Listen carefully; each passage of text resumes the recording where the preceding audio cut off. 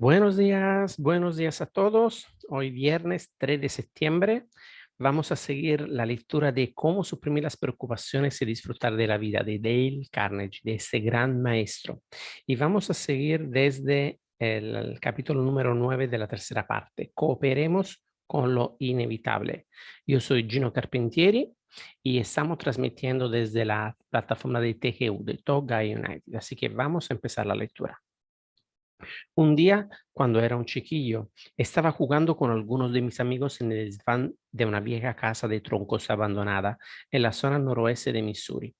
Al bajar el desván, apoyé los pies en el alféizar de una ventana por unos instantes y luego salté.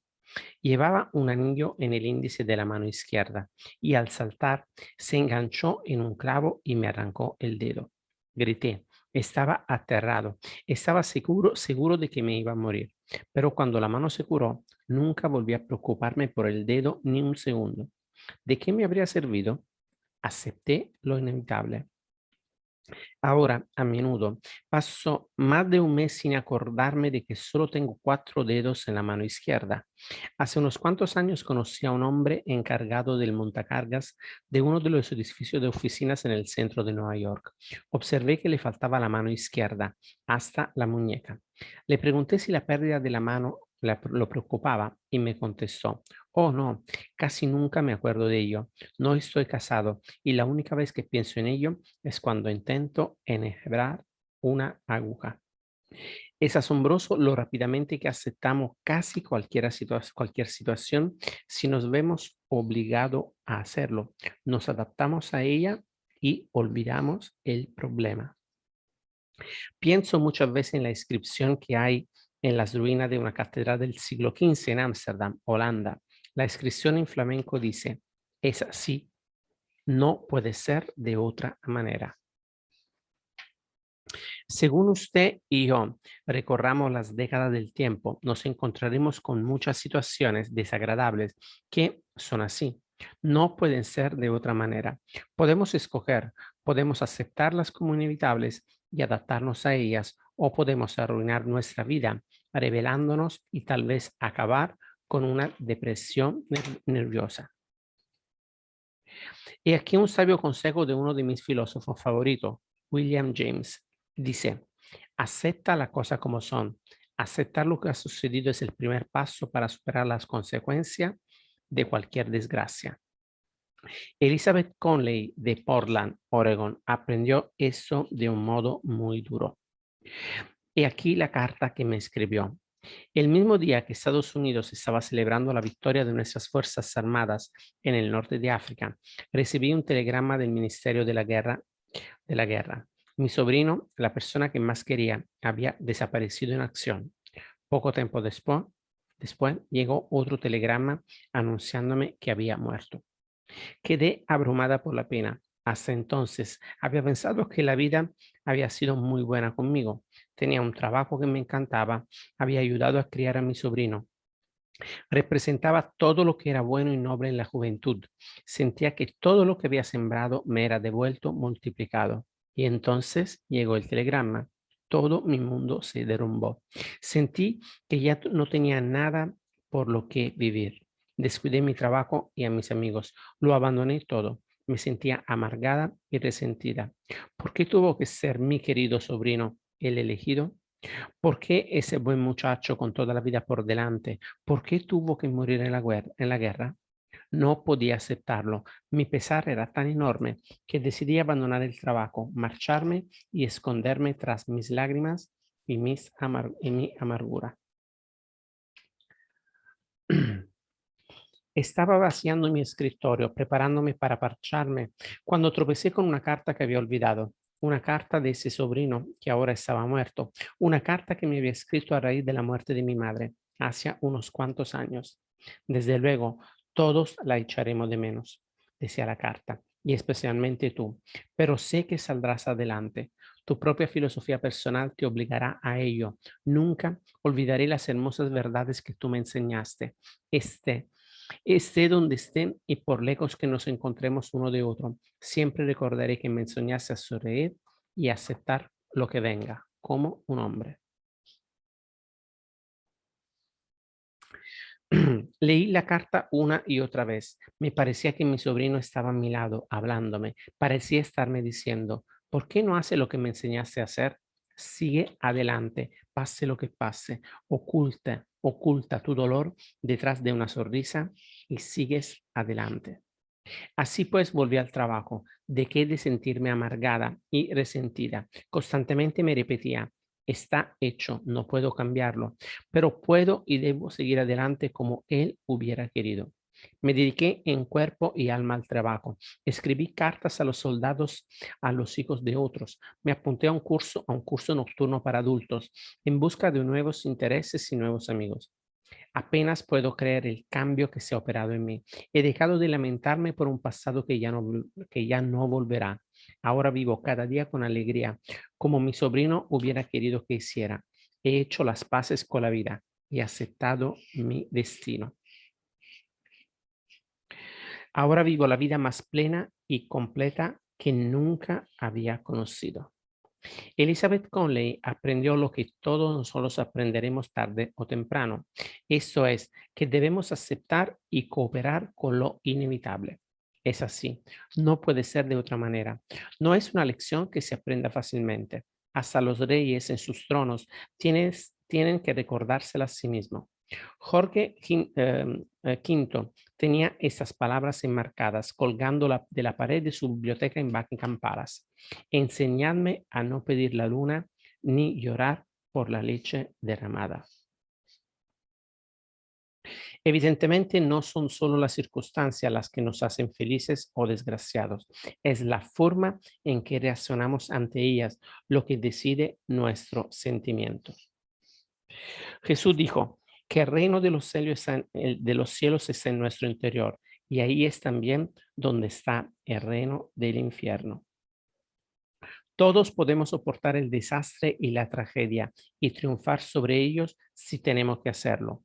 Puede que no pensemos que somos capaces de hacerlo, pero tenemos unos recursos internos asombrosamente fuertes que nos ayudarán a salir de nuestros apuros solo solo con que los utilicemos. Somos más fuertes de lo que creemos. El fallecido Booth Tarkington siempre decía, puedo soportar cualquier cosa que la vida me imponga, salvo una, la ceguera. Eso no podría soportarlo. Y un día, cuando ya había dejado atrás los 60, Tarkington miró la alfombra. Los colores estaban borrosos. No podía ver el dibujo. Fue a un especialista. Se enteró de la trágica verdad. Estaba perdiendo la vista. Un ojo estaba casi ciego y el otro seguiría el mismo camino. Lo que más temía se había producido. ¿Cómo reaccionó Tarkington ante el peor de todos los desastres? Pensó, ya está, mi vida se acabó. No. Con gran asombro por su parte, se sentía bastante alegre. Incluso recurrió a su sentido del humor. Unas motas brillantes le molestaban, se desplazaban a través de sus ojos y le impedían ver. Sin embargo, cuando aparecía la mayor de esas motas, decía, vaya, aquí tenemos al abuelo otra vez. ¿Dónde era en esta mañana tan estupenda? ¿Cómo podía vencer el destino a un espíritu así? La respuesta es que no podía. Cuando llegó la ceguera total, Tarkington dijo, he descubierto que puedo aceptar la pérdida de la vista, igual que cualquier hombre puede aceptar cualquier cosa. Aunque perdiera los 5 sentidos, sé que podría seguir viviendo dentro de mi mente, porque es en la mente donde vemos y en la mente donde vivimos, tanto si lo sabemos como si no. Con la esperanza de recobrar la vista, Tarkington se sometió a más de 12 operaciones en un año, con anestesia local. Se rebeló contra esto, sabía que tenía que hacerse, sabía que no podía evitarlo. Así pues, la única manera de disminuir su sufrimiento era aceptarlo con buen talante. Se negó a que lo instalaran en una habitación privada del hospital y fue a una sala donde podía estar con otras personas que también estaban enfermas y procuró animarlas. Y cuando tuvo que someterse a repetidas operaciones, totalmente consciente de lo que estaban haciéndole en los ojos, procuró recordar lo afortunado que era.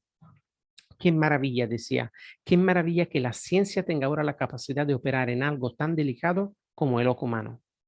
Un hombre corriente hubiera quedado con los nervios deshechos si hubiera tenido que sufrir más de 12 operaciones de ceguera. Sin embargo, Tarkington decía, yo no cambiaría esa experiencia por otra más feliz. Esa experiencia le enseñó a aceptar las cosas, le enseñó que la vida no podía reservarle nada que no pudiera soportar. Le enseñó, como descubrió John Milton, que no es una calamidad ser ciego. La única calamidad es no ser capaz de soportar la ceguera. Margaret Fuller, la famosa feminista de Nueva Inglaterra, expresó una vez su credo: acepto el universo. Cuando el refunfuñón Thomas Carlyle lo supo en Inglaterra, gruñó: por Dios, más le vale. Sí, y por Dios, sí, y por Dios que a usted y a mí más nos vale también aceptar lo inevitable. Si nos rebelamos y nos damos de cabeza contra la pared y nos amargamos, no cambiaremos lo inevitable, pero cambiaremos nosotros. Lo sé por propia experiencia. En una ocasión me negué a aceptar una situación inevitable a la que me enfrentaba. Me comporté como un estúpido y me revolví contra ella y me rebelé. Convertí mis noches en infiernos de insomnios. Atraje sobre mí todo lo que no quería. Finalmente, después de torturarme durante un año, tuve que aceptar lo que desde un principio sabía que no podía alterar. Debía haber gritado con Walt Whitman. Ah, enfrentarse a la noche, a las tormentas, el hambre, el ridículo, la desgracia, el rechazo, como hacen los árboles y los animales. Durante 12 años trabajé con ganado y ni una sola vez vi que una vaca le cogiera fiebre porque los pastos se secaban debido a la falta de lluvia o porque granizaba y hacía frío o porque su pareja prestaba demasiada atención a otra novilla. Los animales se enfrentan a la noche, las tormentas y el hambre con calma. Por eso no tienen nunca problemas. Por eso no tienen nunca problemas nerviosos ni úlceras de estómagos y nunca se vuelven locos. Estoy propugnando que nos limitemos a inclinarnos ante todas las adversidades que encontremos en nuestro camino. En absoluto. Eso es puro fatalismo. Mientras haya una posibilidad de superar una situación, luchemos.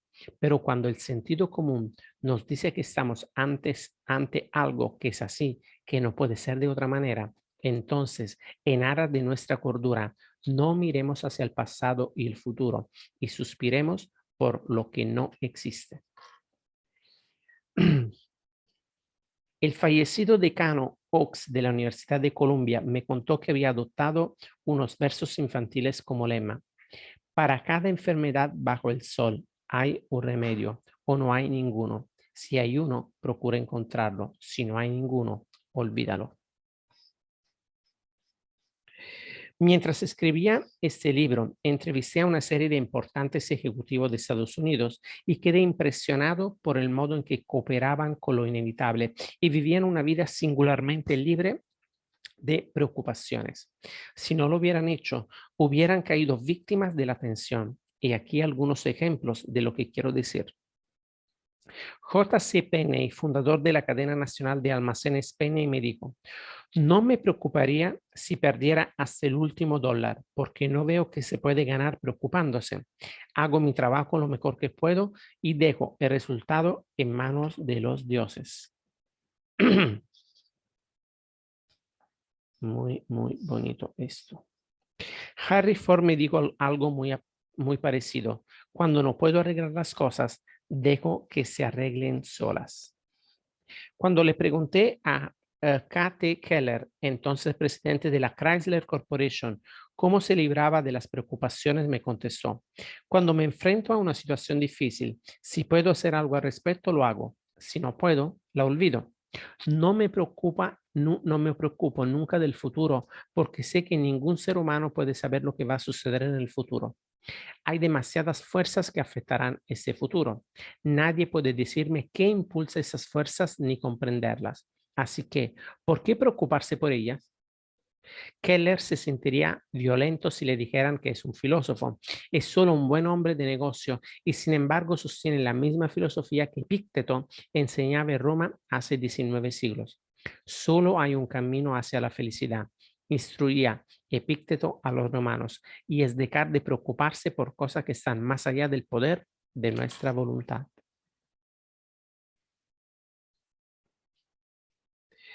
Sarah Bernard, la divina Sara, fue un ejemplo ilustre de mujer que supo cooperar con lo inevitable. Durante medio siglo fue la reina del teatro en 4 continentes, la actriz más admirada del mundo. Entonces, cuando tenía 71 años y estaba en la ruina, había perdido todo su dinero, su médico, el profesor Pozzi de París, le comunicó que tendría que amputarle la pierna. Mientras cruzaba el Atlántico, se había caído en cubierta durante una tormenta y se había herido gravemente la pierna. Se le había producido una flebitis y la pierna se le había encogido. El dolor era tan intenso que el doctor pensaba que había que amputarla. Casi tenía miedo de decirlo a la temperamental y tempestuosa divina Sara, lo que había que hacer. Estaba convencido de que la terrible noticia provocaría una explosión de histeria, pero se equivocaba.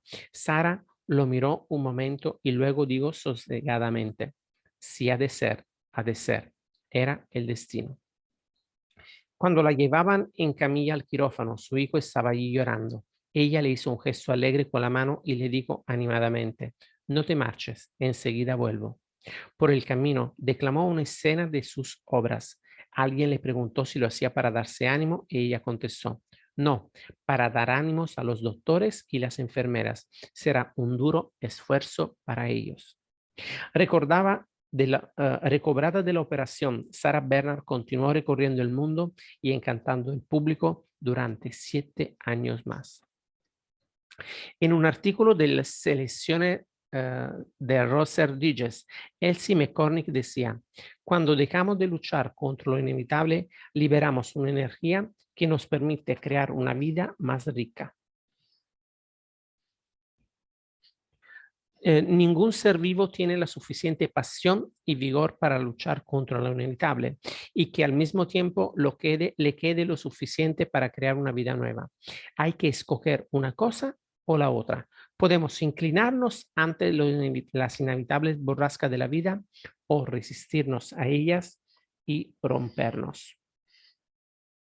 Vi suceder eso en una granja de mi propiedad en Missouri. Planté una docena de árboles en la granja. Al principio crecieron con una rapidez inusitada. Después, una tormenta de aguanieve cubrió cada rama con una espesa capa de hielo. En lugar de inclinarse graciosamente bajo su carga, aquellos árboles resistieron orgullosamente y se rompieron y quebraron bajo el peso y tuvieron que ser destruidos. No habían aprendido la sabiduría de los bosques del norte.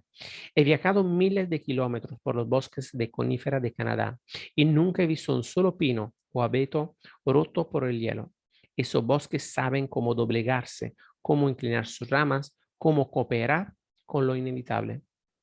Los maestros de Jiu-Jitsu enseñan a los alumnos que han de inclinarse como el sauce y no resistir como el roble. ¿Por qué cree que los neumáticos de su automóvil aguantan tanto castigo en la carretera? Al principio, los fabricantes de neumáticos trataron de hacer un neumático que resistiera los impactos de la carretera. Pronto quedaba hecho trizas. Luego hicieron otro que absorbía los impactos de la carretera, uno que podía aguantar. Usted y yo duraremos más y funcionaremos mejor si aprendemos a absorber los impactos y sacudidas a lo largo del peligroso camino de la vida. ¿Qué nos sucederá? ¿Qué nos sucederá si nos resistimos a los golpes de la vida en lugar de absorberlos? ¿Qué sucederá si nos negamos a inclinarnos como el sauce y nos empeñamos en resistir como el roble? La respuesta es fácil. Crearemos una serie de conflictos internos. Estaremos preocupados, tensos, tirantes y neuróticos. Si vamos aún más allá y rechacemos el duro mundo de la realidad y nos refugiamos en un mundo de sueños fabricado por nosotros mismos, llegaremos a la demencia. Durante la guerra, Millones de soldados asustados tuvieron que aceptar lo inevitable o romperse bajo la tensión. Para ilustrar esto, tomemos el caso de William Casselius de Glendale, Nueva York. Esta es la charla que dio y que ganó un premio en una de mis clases en Nueva York. Poco después de que me alistara en el servicio de guardacostas, fue destinado a uno de los puestos más peligrosos de este lado del Atlántico. Me hicieron inspector de explosivos, imagínenlo. Yo, un vendedor de galletas, convertido en inspector de explosivos. La sola idea de estar entre toneladas de TNT es suficiente para helar la sangre en las venas a cualquier vendedor de galletas. Me dieron solo 2 días de instrucción y lo que aprendí me aterrorizó más. Nunca olvidaré mi primera misión. Un día gris, con niebla, frío. Me entregaron mis órdenes en el muelle abierto de Caven Point, Bayonne, Nueva Jersey. Fui destinado a la bodega número 5 de mi nave. Tenía que trabajar en esa bodega con 5 estibadores. Eran muy fuertes, pero no sabían nada de explosivos. Y estaban cargando cargas de demolición, cada una de las cuales contenía 1 tonelada de TNT, suficiente para hacer volar por los aires todo el barco. Las cargas se vacaban mediante 2 cables. Yo no paraba de decirme, ¿y si uno de los cables resbala o se rompe? Oh Dios, qué pánico sentía. Temblaba, tenía la boca seca, las rodillas se me doblaban. El corazón me latía con fuerza, pero no podía escaparme. Hubiera sido desertar. Quedaría deshonrado en mi familia también, y hasta puede que me fusilaran por desertor. No podía salir corriendo, tenía que quedarme allí. No podía quitar los ojos de aquellos hombres y la forma despreocupada en que manejaban aquellas cargas mortales. El barco podía saltar en pedazos en cualquier momento. Al cabo de 1 hora o más de ese terror paralizante, empecé a utilizar el sentido común. Me pegué una buena reprimenda. Me dije, vamos a ver, vas y saltas por los aires. ¿Y qué? Ni te vas a enterar. Será una manera fácil de morir. Mucho mejor que morir de cáncer. No seas estúpido. ¿Es que piensas vivir eternamente? O haces ese trabajo o te fusilan. O sea, que será mejor que te guste. Me hablé de esta manera durante horas y empecé a sentirme más tranquilo. Finalmente, vencí mis preocupaciones y mis miedos, obligándome a aceptar una situación inevitable. Nunca olvidaré aquella lección. Cada vez que me siento tentado a preocuparme por algo que me es imposible cambiar, me encojo de hombros y me digo, olvídalo. Pienso que funciona, incluso para el vendedor de galletas del Pinafore. Salvo la crucifixión de Jesús, la más famosa escena de muerte de toda la historia es la de la muerte de Sócrates. Dentro de 10.000 siglos se seguirá leyendo y admirando la inmortal descripción que Platón hace de ella. Es uno de los pasajes más bellos y conmovedores de todas las literaturas. Algunos hombres de Atenas, celosos y envidiosos del viejo y del descalzo Sócrates, amañaron acusaciones contra este, hicieron que fuera juzgado y condenado a muerte. Al darle a beber la copa de veneno, el amable carcelero le dijo, trata de soportar con ánimo leve lo que forzosamente ha de ser. Sócrates lo hizo. Se enfrentó a la muerte con sosiego y resignación, que estaban cerca de lo divino. Trata de soportar con ánimo leve lo que forzosamente ha de ser. Esas palabras fueron pronunciadas 399 años antes de que naciera Cristo. Pero este viejo mundo nuestro, tan lleno de preocupaciones, necesitas hoy más que nunca que le hablen así. Trata de soportar con ánimo leve lo que forzosamente ha de ser. Durante los 8 últimos años he leído prácticamente todos los libros y revistas que he podido que trataran incluso remotamente de la eliminación de la preocupación. Presumo que he leído millones de palabras sobre el tema. ¿Quieren saber cuál es el mejor consejo sobre la preocupación que he descubierto en todas esas lecturas? Bien, aquí está. Resumido en unas pocas palabras, palabras que deberíamos colocar en el espejo del cuarto del baño, a fin de que cada vez que nos lavamos la cara, podamos lavar también toda preocupación de nuestra mente. Esa inestimable plegaria fue escrita por el doctor Reinhold Niebuhr. Concédeme, Dios mío, la serenidad para aceptar las cosas que no puedo cambiar, el valor para cambiar lo que cambiar pueda y la sabiduría para discernir la diferencia. Para acabar con el hábito de la preocupación antes de que él acabe con nosotros, la regla número 4 es: cooperemos con lo inevitable. Parte número 10. Pongamos un tope de pérdida a nuestras preocupaciones. ¿Le gustaría saber cómo se hace dinero en Wall Street? Bueno, lo mismo querían millones de personas, y si yo conociera la respuesta, ese libro se vendería a $10,000 al ejemplar. Sin embargo, hay una buena idea que muchos agentes de bolsa utilizan con éxito. La historia me fue contada por Charles Roberts, asesor de inversiones. Yo vine a Nueva York desde Texas con $20,000 que mis amigos me habían dado para invertir en bolsa. Yo creía conocer lo intrínseco de la bolsa, pero perdí hasta el último centavo. Cierto que gané mucho en algunas operaciones, pero acabé perdiéndolo todo. No me importaba tanto haber perdido mi propio dinero, pero me sentía mal por haber perdido el dinero de mis amigos, aunque eran personas que podían permitirse esta pérdida. Me horrorizaba presentarme ante ellos después de que nuestra aventura hubiera acabado de una forma tan desastrosa, pero con gran sorpresa por mi parte. No solamente fueron buenos perdedores, sino que además demostraron ser unos optimistas incurables. Sabía que había estado comerciando en la bolsa al azar y dependiendo en gran medida de la suerte y de las opiniones de los demás. Había estado jugando a la bolsa de oídas. Empecé a reflexionar sobre mis errores y decidí que antes de volver al mercado otra vez, trataría de averiguar de qué iba todo aquello. Así que busqué y entré en contacto con uno de los mejores especuladores de la bolsa de todos los tiempos, Barton Castle. Creía que podría aprender mucho de él porque hacía mucho tiempo que disfrutaba de la reputación de tener éxito año tras año y comprendía que una carrera así no era simplemente el resultado de la suerte o la casualidad.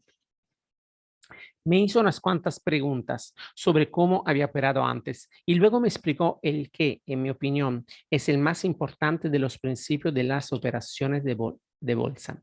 Me dijo: pongo un tope de pérdida en todos los compromisos que asumo.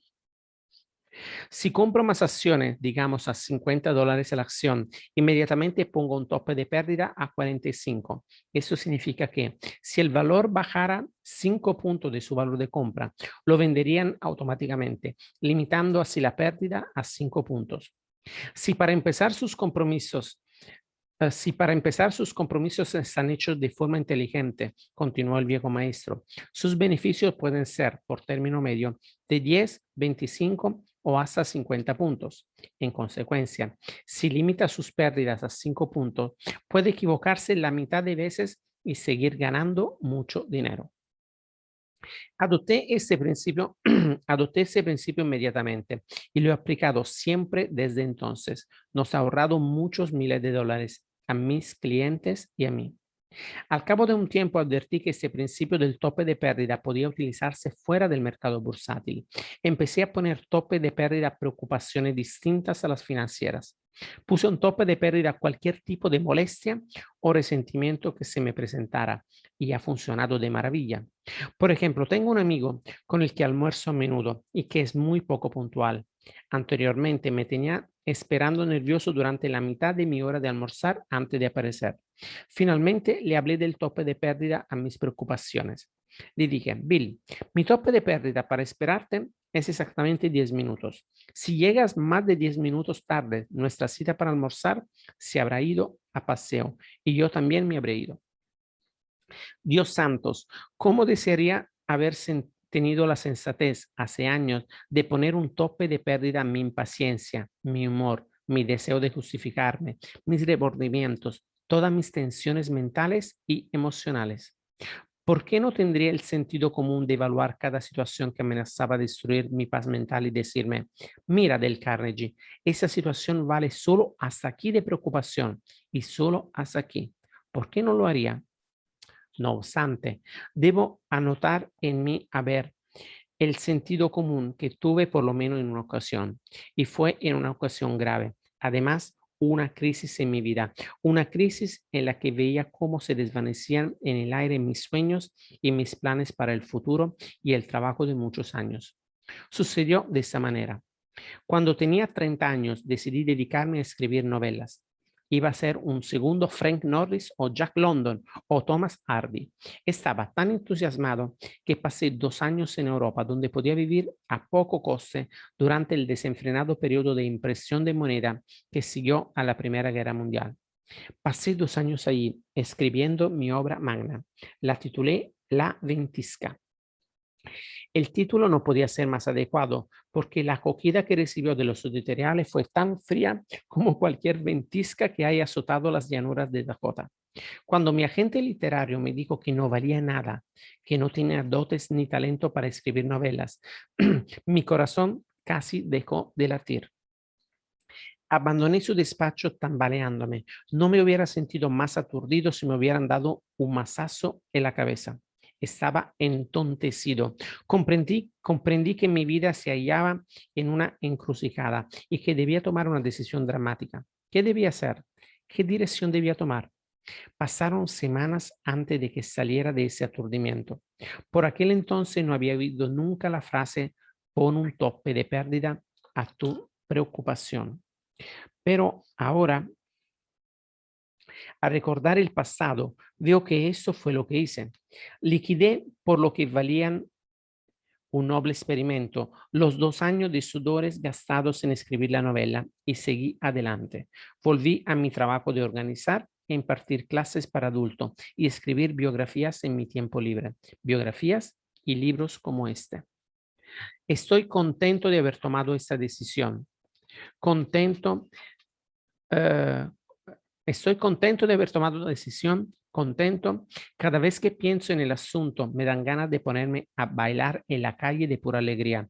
Puedo afirmar con completa sinceridad que desde entonces no he dedicado ni un día ni una hora a lamentarme por no ser un segundo Thomas Hardy. Una noche, hace un siglo, cuando un búho ululaba en el bosque que bordea la playa de Pont, Henry Thoreau mojó su pluma de ganso en su tinta de fabricación casera y escribió en su diario: el coste de una cosa es la cantidad de lo que yo llamo vida que inmediatamente o a la larga será necesario intercambiar por ella. Para decirlo de otro modo, somos unos necios si pagamos demasiado por una cosa en relación con lo, con lo que nos quita de nuestra propia existencia. No obstante, eso es precisamente lo que el Gilbert Sullivan hicieron. Sabían cómo crear una música y unas letras alegres, pero sabían lamentablemente poco sobre cómo crear alegría en sus propias vidas. Crearon algunas de las más encantadoras operetas que nunca hayan deleitado el mundo, Patience, Pinafiore, Mikado, pero no sabían dominar su temperamento. Se amargaron durante años discutiendo por algo tan trivial como el precio de una alfombra. Sullivan encargó una alfombra nueva para el teatro que acababan de comprar. Cuando Gilbert vio la factura, se subió por las paredes. Pleitaron en los tribunales y ya no volvieron a hablarse mientras vivieron. Cuando Sullivan escribía la música para una nueva obra, se le enviaba a Gilbert por correo, y cuando Gilbert había escrito la letra, se le devolvía por correo a Sullivan. En una ocasión, tuvieron que salir a saludar al escenario juntos, pero se quedaron en extremos opuestos y se inclinaron en direcciones opuestas a fin de no verse. No tuvieron el sentido común de poner un tope de pérdidas a su resentimiento, como lo hizo Lincoln. Una vez durante la guerra civil, cuando algunos de los amigos de Lincoln estaban denunciando eh, a encarnizados enemigos de este, Lincoln dijo: vuestro resentimiento personal es mayor que el mío. Tal vez yo tenga demasiado poco, pero nunca he creído que valiera la pena. No tenemos tiempo para dedicar la mitad de la vida a rencillas. Si alguien deja de atacarme, ya nunca recuerdo el pasado para atacarlo yo. Me gustaría que una anciana tía mía, la tía Edith, hubiera tenido la misma virtud de perdonar que Lincoln. Ella y mi tío Frank vivían en una granja hipotecada infestada de cizañas y castigada por un suelo malo y desniveles. La vida era difícil y tenía que contar cada centavo. Pero a la tía Edith le gustaba comprar algunas cortinas y algunas otras cosas para adornar su desnudo hogar. Compraba estos pequeños lucos a crédito en el almacén de Dan Eversole en Maryville, Missouri. El tío Frank estaba preocupado por esas deudas. Tenía el santo terror de los campesinos por las cuentas sin pagar. Por ello, le pidió en secreto a Dan Eversole que no vendiera nada más a crédito a mi tía. Cuando mi tía se enteró, se puso furiosa y siguió furiosa casi 50 años después de que el incidente sucediera. Yo le oí contar la historia, no una, sino muchas veces. La última vez que la vi, rondaba ya los 80 y le dije, tía Edith, el tío Frank hizo mal en humillarte, pero ¿no crees honradamente que seguir quejándote casi medio siglo después de que sucediera es infinitamente peor que lo que él hizo? Por supuesto que fue igual que si se lo hubiera dicho a la luna. Tía Edith pagó muy caros los rencores y amargos recuerdos que alimentó. Los pagó con su propia paz interior. Cuando Benjamin Franklin era un niño de 7 años, cometió un error que recordaría durante 7 décadas. Se enamoró de un silbato. Estaba tan ilusionado con él que entró en la juguetería, amontonó toda su moneda en el mostrador y pidió el silbato sin preguntar siquiera su precio. Luego me fui a casa, escribiría a un amigo 70 años después, y fui tocando el silbato por toda la casa, encantado con mi compra. Pero cuando sus hermanos y hermanas vieron que había pagado por el silbato mucho más de lo que valía, se echaron a reír a carcajadas y Franklin, como él mismo decía, lloró del disgusto.